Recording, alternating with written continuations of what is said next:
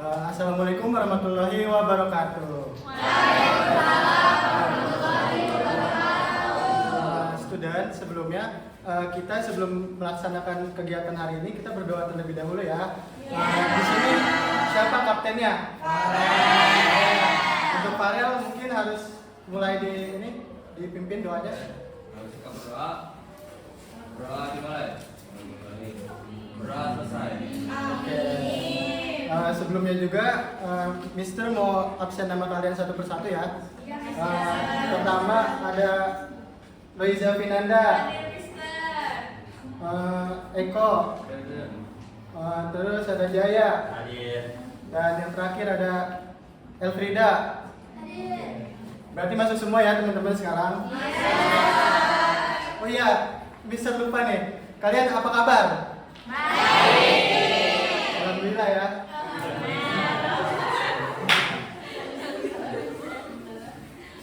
Oke, setelah kita mengabsen dan membaca doa, sekarang Mister mau nanya, kalian punya cerita favorit gak di sini? Tentang fable atau tentang fairy tales atau tentang myth, kayak tentang sang kuryang kayak gitu, ada nggak di sini? Eko punya cerita favorit gak? Saya suka tentang Fabel Kaiser ya. Ya, ceritanya apa? Tentang apa? Tentang Skancil. Kancil. Oke. Kemudian untuk Jaya ada cerita favorit gak? Saya suka cerita Putri Salju, Pak. Putri Salju. Oke. Itu semua adalah cerita naratif ya teman-teman. Jadi Bapak mau menjelaskan terlebih dahulu, cerita naratif itu adalah cerita yang menceritakan tentang runtutan masa lalu atau masa depan atau masa sekarang. Nah, naratif teks itu adalah cerita narasi. Nah, jadi di sana ada di sana ada cerita tentang hewan, tentang fairy tales, tentang mistis, tentang mitos atau segala macamnya. Oke, di sini Bapak ada PPT untuk menjelaskan terlebih dahulu. Mungkin bisa langsung ke definisi. Oke, di sini definisi dari naratif teks.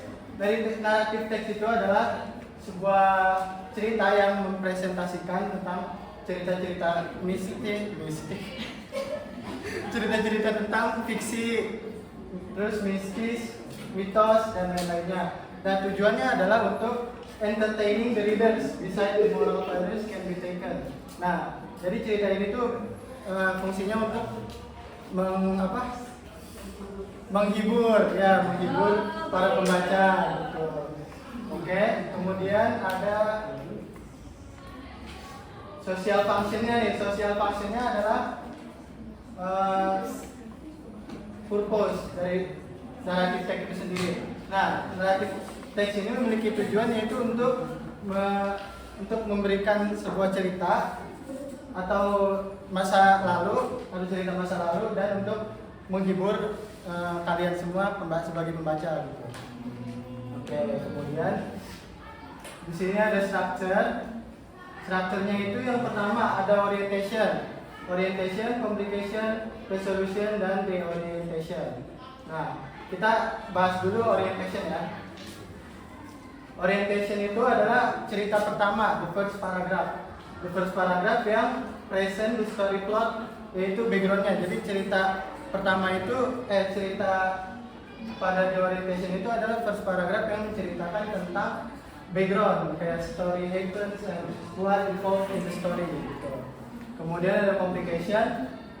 Complication di sini adalah yang menceritakan problem dari di dalam naratif teks itu. Kemudian di sini ada resolusi. Resolusi ini adalah oke, lanjut ya teman-teman. Jadi di sini ada reorientation untuk yang terakhir. Nah, reorientation itu adalah sebuah pesan moral atau values. Jadi di akhir cerita itu pasti selalu ada tentang pesannya kan, pesan-pesannya apa gitu. Nah, itu adanya di reorientation. Jadi diingat lagi ya teman-teman, orientation itu adalah paragraf pertama, yaitu di mana story itu happens or what involved in the story. And then ada complication. Complication itu adalah the problem in the story in the narrative text. Okay? And then resolution. Resolution itu adalah conclusion atau bisa disebut sebagai kesimpulan dari sebuah cerita itu. Kemudian ada reorientation, yaitu adalah sebuah value atau moral story yang disampaikan pada cerita tersebut. Oke. Kemudian di sini ada types dari narrative text itu sendiri. Narrative text itu ada fable. Fable itu ada yang tahu fable apa? Cerita hewan. Ya betul. Kemudian ada folktale. Folktale sering tahu? Enggak. Ya benar, folktale itu adalah dongeng ya teman-teman. Kemudian ada fairy tales. Fairy tales itu adalah cerita tentang peri ya atau fiktif gitu. Terus ada myth itu ada mitos. Kemudian ada legend. Legend itu adalah legenda. Seperti contoh-contohnya di atas, fable ada Mouse the Deer, kemudian folktales ada Story of Kian Santang. Terus kemudian fairy tales itu ada Cinderella karena ada fairy-nya. Kemudian di myth itu ada Story of Nyi Roro Kidul ya teman-teman. Kemudian ada legend, The Legend of Sang Goryeo. Nah ini yang harus diingat sama teman-teman ya, types of narrative text. Kemudian di sini ada language feature teman-teman. Language feature di sini kita harus mengingat bahwa narrative text itu memiliki grammar simple past tense alias menggunakan kata-kata masa lalu atau lampau. Kemudian di sini ada use adverbs of time. Kebanyakan ini pakainya adverbs ya, adverbs of time. Kemudian ada use of adjective. Oke.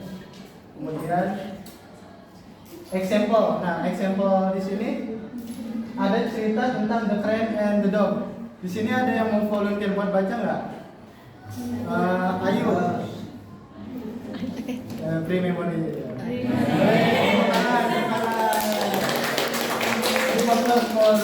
Mas Ayu. Oke, jadi cerita di sini The Crane and the Dog adalah cerita mengenai angsa dan anjing, seorang anjing.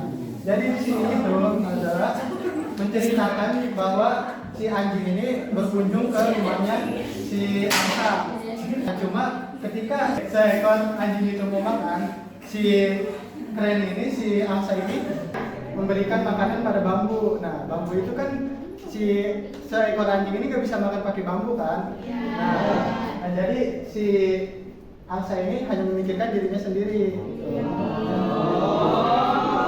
Ya, jadi pada intinya pesan moral dari cerita ini itu adalah kita nggak boleh egois guys. Oke. Kemudian ini ada contoh dari apa? Dari cerita narrative text.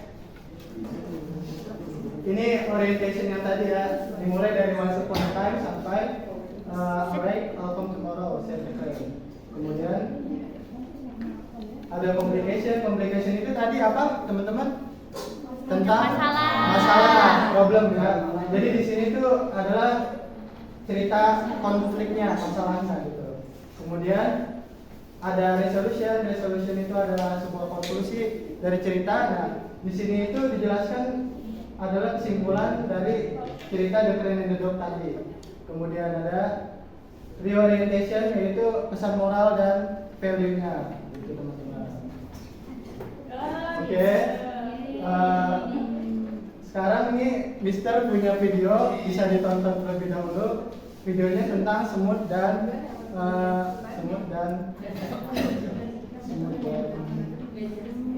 Gajah.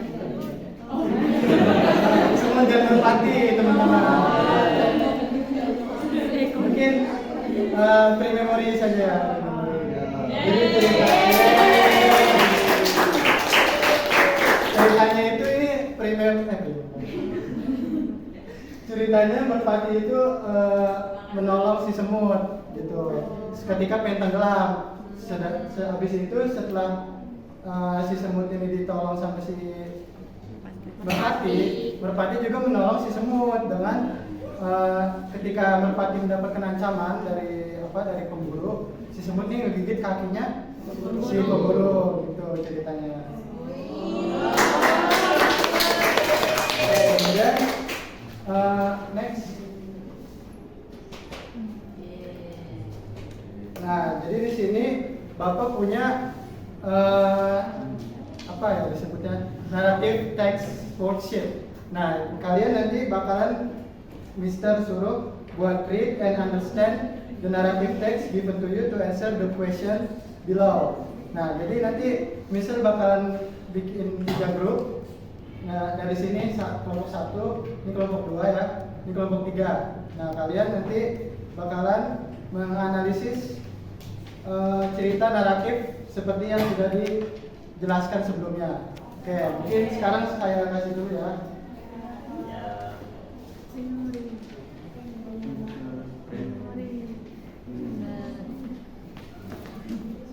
Ya, pre-memory ya teman-teman.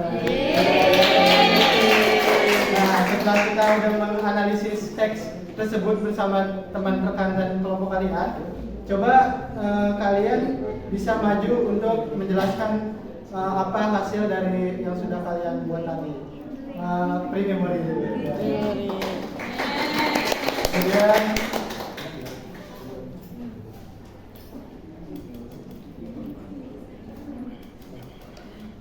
oke, kemudian setelah ini adalah saya mau bertanya nih sama teman-teman, ya, bertanya tentang seputar naratif teks.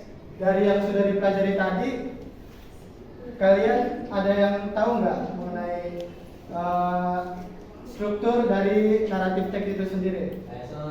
Ya boleh. Apa aja? Salah satunya itu orientation, terus complication, Betul. terus introduction, sama reorientation. Oke, jawaban. Kemudian saya mau nanya siapa ya? Anida, can you mention 3 kinds of narrative text? Ada apa aja? Ya, ya, ya, betul teman-teman. Kemudian yang terakhir siapa ya kira-kira yang bisa? Aku mau nunjuk Pudrinda deh. Pudrinda, kamu tahu nggak the purpose of narrative text? To entertain the reader. Ya betul.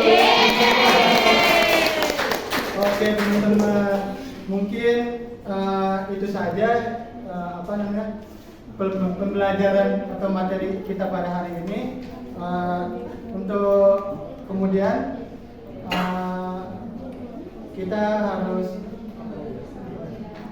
kita berdoa terlebih dahulu untuk ketua kelas, bisa dipimpin lagi doanya. Oke, sudah berdoa. Berdoa dimulai. Berdoa selesai. Memberi salam.